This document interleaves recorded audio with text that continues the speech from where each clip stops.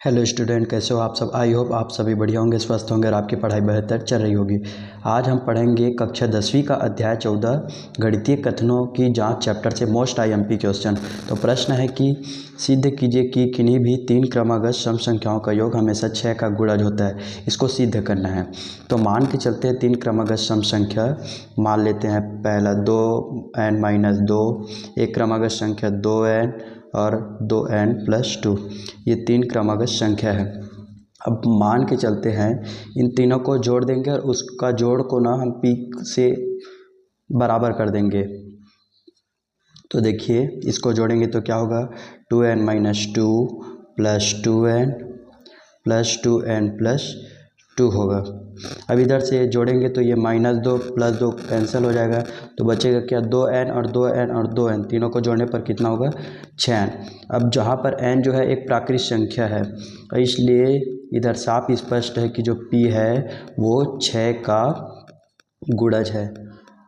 अब अगला प्रश्न है, सिद्ध कीजिए कि दो क्रमागत विषम संख्याओं का योग 4 का गुणज होता है।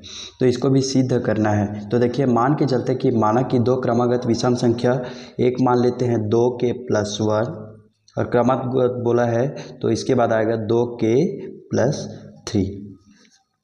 अब इसको जोड़ के देखते हैं। अब दोनों को जोड़ेंगे तो क्या होगा, जोड़ देते हैं 2k + 1 + 2k धन 3, 2k कितना होगा, 4k धन 1 और 3 कितना होगा, 4। अब इसमें से 4 कॉमन दिख रहा है, इसको घनिष्ठ निकालेंगे तो क्या बचेगा, k धन 1 बचेगा।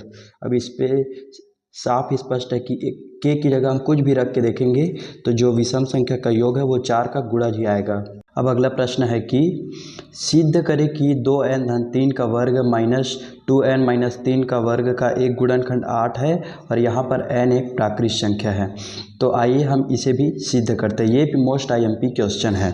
तो देखिए मान के चलते हैं, सबसे पहले तो दिया है वो लिखेंगे। दिया है, क्या दिया है कि 2n-3 का वर्ग -2n-3 का वर्ग।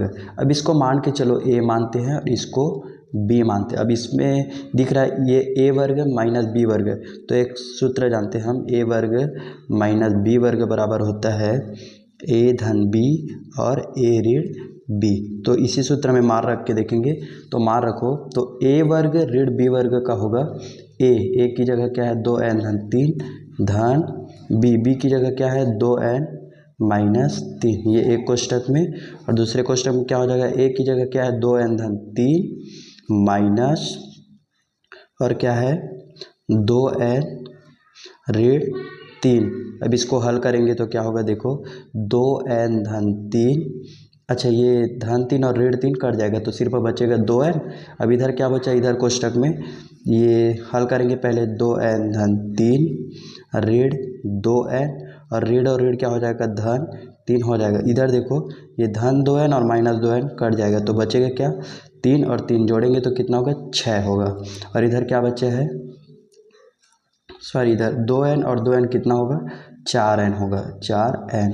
कोष्टक में इसको गुणा करेंगे तो 6 चौक 24n। इसको हम चाहे तो ऐसा भी लिख सकते हैं, 8 गुणा 3n, ऐसा भी लिख सकते हैं।